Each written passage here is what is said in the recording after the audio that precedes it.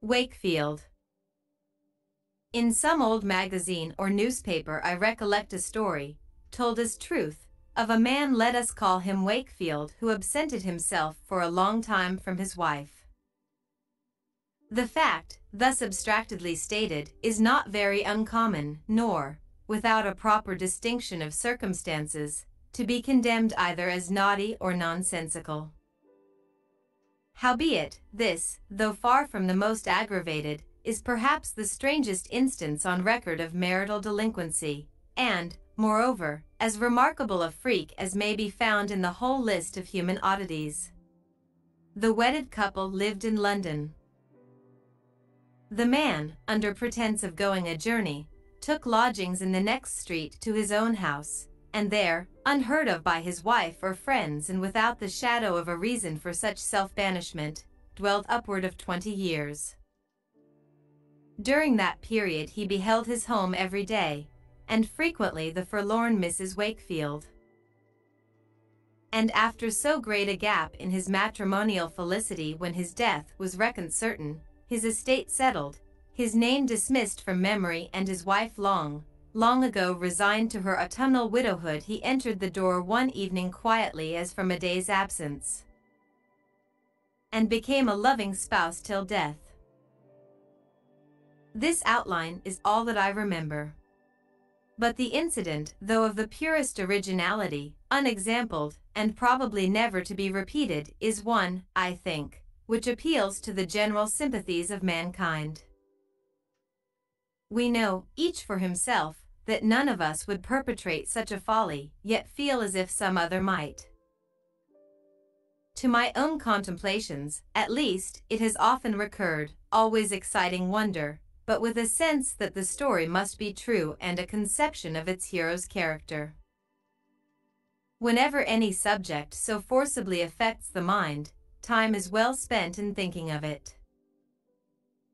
If the reader choose, let him do his own meditation, or if he prefer to ramble with me through the 20 years of Wakefield's vagary, I bid him welcome, trusting that there will be a pervading spirit and a moral, even should we fail to find them, done up neatly and condensed into the final sentence. Thought has always its efficacy and every striking incident its moral. What sort of a man was Wakefield? We are free to shape out our own idea and call it by his name. He was now in the meridian of life. His matrimonial affections, never violent, were sobered into a calm, habitual sentiment. Of all husbands, he was likely to be the most constant, because a certain sluggishness would keep his heart at rest wherever it might be placed. He was intellectual, but not actively so. His mind occupied itself in long and lazy musings that tended to no purpose or had not vigor to attain it. His thoughts were seldom so energetic as to seize hold of words. Imagination, in the proper meaning of the term, made no part of Wakefield's gifts. With a cold but not depraved nor wandering heart, and a mind never feverish with riotous thoughts nor perplexed with originality, who could have anticipated that our friend would entitle himself to a foremost place among the doers of eccentric deeds? Had his acquaintances been asked who was the man in London the surest to perform nothing today which should be remembered on the morrow, they would have thought of Wakefield. Only the wife of his bosom might have hesitated. She, without having analyzed his character, was partly aware of a quiet selfishness that had rusted into his inactive mind, of a peculiar sort of vanity, the most uneasy attribute about him, of a disposition to craft which had seldom produced more positive effects than the keeping of petty secrets hardly worth revealing, and, lastly, of what she called a little strangeness sometimes in the good man. This latter quality is indefinable, and perhaps non-existent. Let us now imagine Wakefield bidding adieu to his wife. It is the dusk of an October evening. His equipment is a drab greatcoat, a hat covered with an oilcloth, top boots, an umbrella in one hand and a small portmanteau in the other.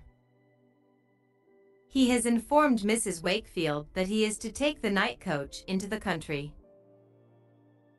She would fain inquire the length of his journey, its object, and the probable time of his return, but, indulgent to his harmless love of mystery, interrogates him only by a look.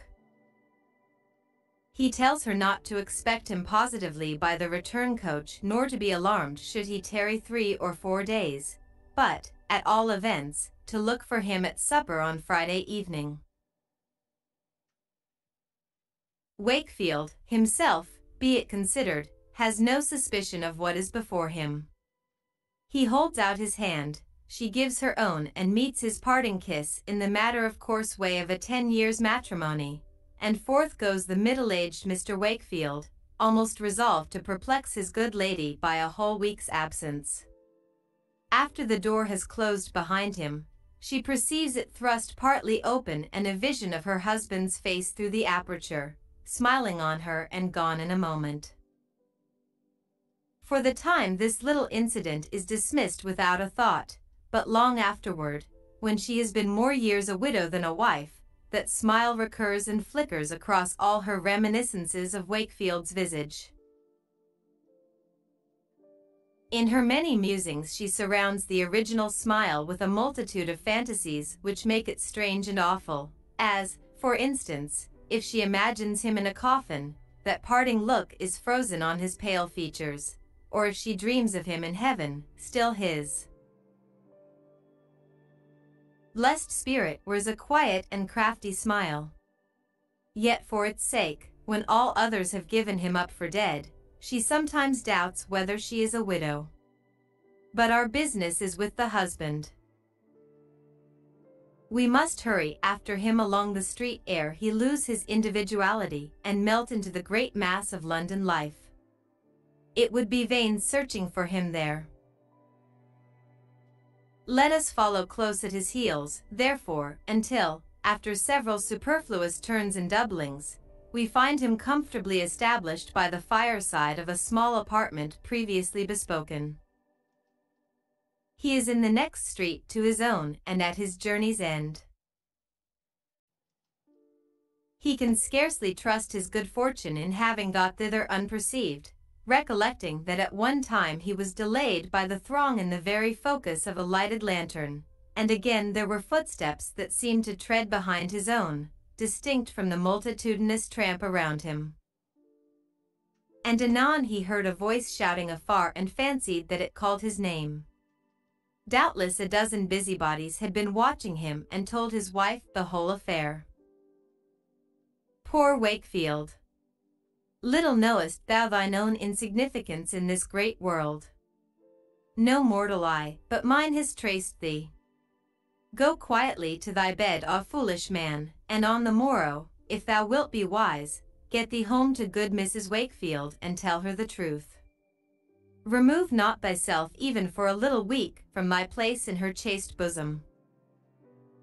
Were she for a single moment to deem thee dead or lost or lastingly divided from her, thou wouldst be woefully conscious of a change in thy true wife for ever after. It is perilous to make a chasm in human affections, not that they gape so long and wide, but so quickly close again. Almost repenting of his frolic, or whatever it may be termed, Wakefield lies down betimes, and, starting from his first nap, spreads forth his arms into the wide and solitary waste of the unaccustomed bed. No, thinks he, gathering the bedclothes about him, I will not sleep alone another night. In the morning he rises earlier than usual and sets himself to consider what he really means to do. Such are his loose and rambling modes of thought that he has taken this very singular step with the consciousness of a purpose, indeed, but without being able to define it sufficiently for his own contemplation. The vagueness of the project and the convulsive effort with which he plunges into the execution of it are equally characteristic of a feeble-minded man.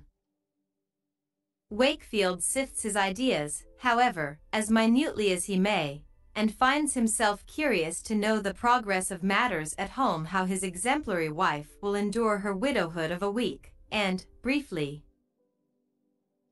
how the little sphere of creatures and circumstances in which he was a central object will be affected by his removal. A morbid vanity, therefore, lies nearest the bottom of the affair. But how is he to attain his ends? Not, certainly, by keeping close in this comfortable lodging, where, though he slept and awoke in the next street to his home, he is as effectually abroad as if the stagecoach had been whirling him away all night. Yet should he reappear, the whole project is knocked in the head. His poor brains being hopelessly puzzled with this dilemma, he at length ventures out, partly resolving to cross the head of the street and send one hasty glance toward his forsaken domicile. Habit, for he is a man of habits, takes him by the hand and guides him, wholly unaware, to his own door, where, just at the critical moment, he is aroused by the scraping of his foot upon the step. "Wakefield, whither are you going?" At that instant his fate was turning on the pivot. Little dreaming of the doom to which his first backward step devotes him, he hurries away, breathless with agitation hitherto unfelt, and hardly dares turn his head at the distant corner. Can it be that nobody caught sight of him? Will not the whole household, the decent Mrs. Wakefield, the smart maid-servant and the dirty little footboy, raise a hue and cry through London streets in pursuit of their fugitive lord and master? Wonderful escape! He gathers courage to pause and look homeward, but is perplexed with a sense of change about the familiar edifice such as affects us all when, after a separation of months or years, we again see some hill or lake or work of art with which we were friends of old.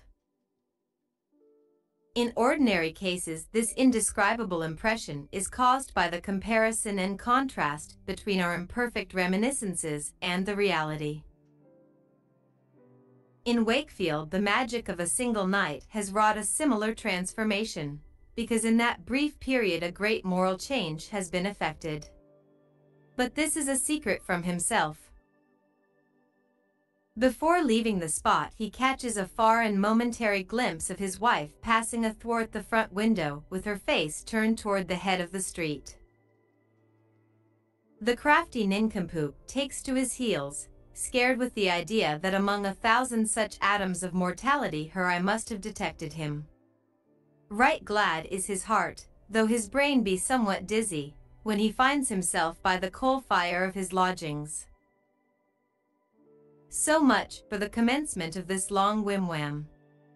After the initial conception and the stirring up of the man's sluggish temperament to put it in practice, the whole matter evolves itself in a natural train.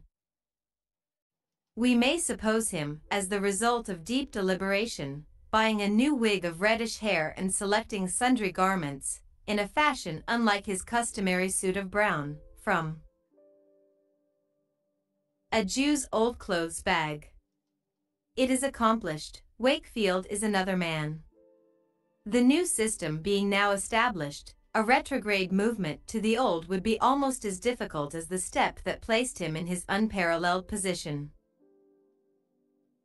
Furthermore, he is rendered obstinate by a sulkiness occasionally incident to his temper and brought on at present by the inadequate sensation which he conceives to have been produced in the bosom of Mrs. Wakefield. He will not go back until she be frightened half to death.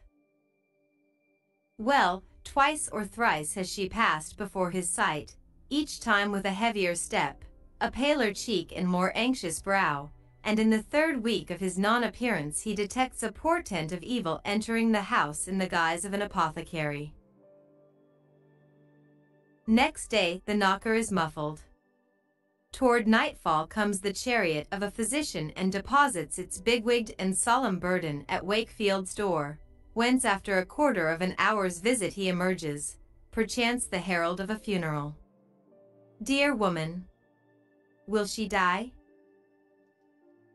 By this time Wakefield is excited to something like energy of feeling, but still lingers away from his wife's bedside, pleading with his conscience that she must not be disturbed at such a juncture. If aught else restrains him, he does not know it. In the course of a few weeks she gradually recovers. The crisis is over, her heart is sad, perhaps, but quiet, and, let him return soon or late, it will never be feverish for him again.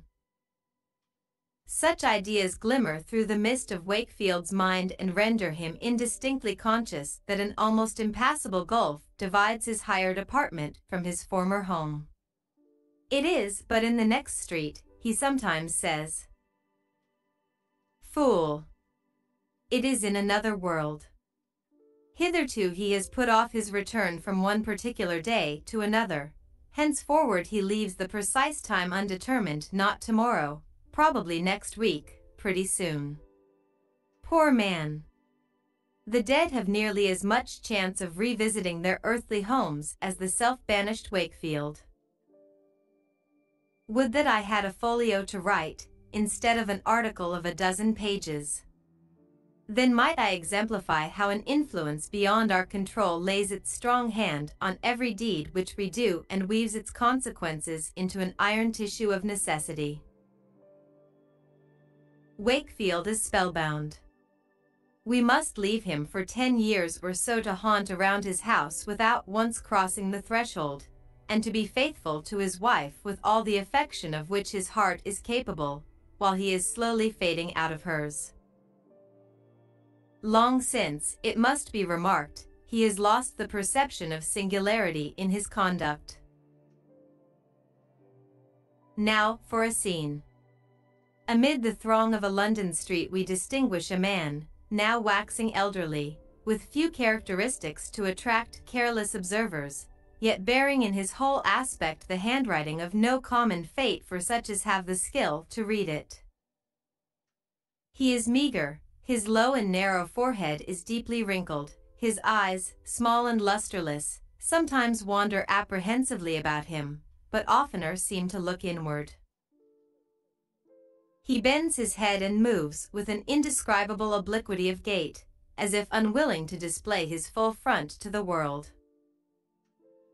Watch him long enough to see what we have described, and you will allow that circumstances which often produce remarkable men from nature's ordinary handiwork have produced one such here.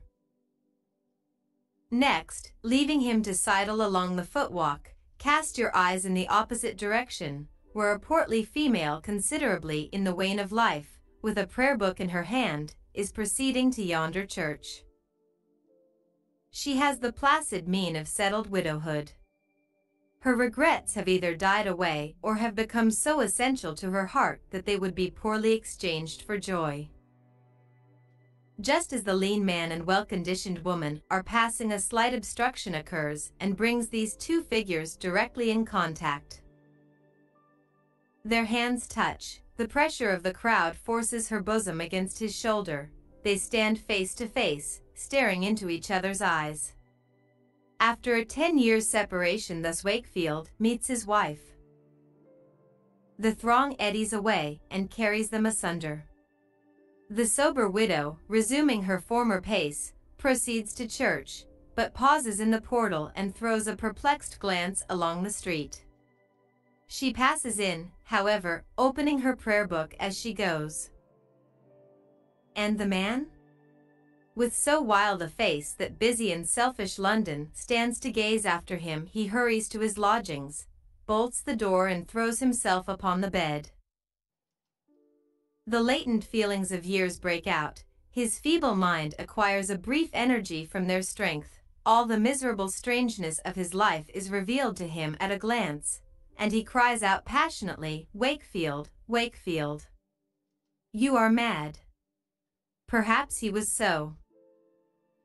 The singularity of his situation must have so molded him to itself that, considered in regard to his fellow creatures and the business of life, he could not be said to possess his right mind. He had contrived, or, rather, he had happened to dissever himself from the world, to vanish, to give up his place and privileges with living men without being admitted among the dead. the life of a hermit is nowise parallel to his. He was in the bustle of the city as of old, but the crowd swept by and saw him not. He was, we may figuratively say, always beside his wife and at his hearth, yet must never feel the warmth of the one nor the affection of the other. It was Wakefield's unprecedented fate to retain his original share of human sympathies and to be still involved in human interests, while he had lost his reciprocal influence on them. It would be a most curious speculation to trace out the effect of such circumstances on his heart and intellect separately and in unison. Yet, changed as he was, he would seldom be conscious of it, but deem himself the same man as ever. Glimpses of the truth, indeed, would come, but only for the moment, and still he would keep saying, "I shall soon go back," nor reflect that he had been saying so for 20 years. I conceive, also, that these 20 years would appear in the retrospect scarcely longer than the week to which Wakefield had at first limited his absence. He would look on the affair as no more than an interlude in the main business of his life. When, after a little while more, he should deem it time to re-enter his parlor, his wife would clap her hands for joy on beholding the middle-aged Mr. Wakefield. Alas, what a mistake! Would time but await the close of our favorite follies, we should be young men all of us until doomsday. One evening, in the 20th year since he vanished, Wakefield is taking his customary walk toward the dwelling which he still calls his own. It is a gusty night of autumn, with frequent showers that patter down upon the pavement and are gone before a man can put up his umbrella. Pausing near the house, Wakefield discerns through the parlor windows of the second floor the red glow and the glimmer and fitful flash of a comfortable fire. On the ceiling appears a grotesque shadow of good Mrs. Wakefield. The cap, the nose and chin and the broad waist form an admirable caricature, which dances, moreover, with the up-flickering and down-sinking blaze almost too merrily for the shade of an elderly widow.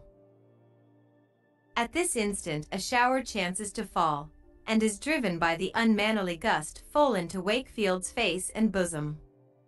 He is quite penetrated with its autumnal chill.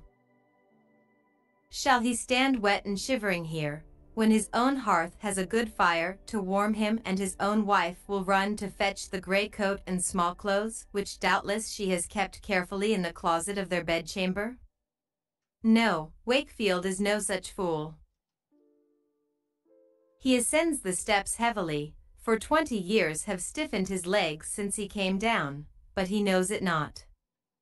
Stay, Wakefield. Would you go to the sole home that is left you? Then step into your grave. The door opens. As he passes and we have a parting glimpse of his visage, and recognize the crafty smile which was the precursor of the little joke that he has ever since been playing off at his wife's expense. How unmercifully has he quizzed the poor woman! Well, a good night's rest to Wakefield.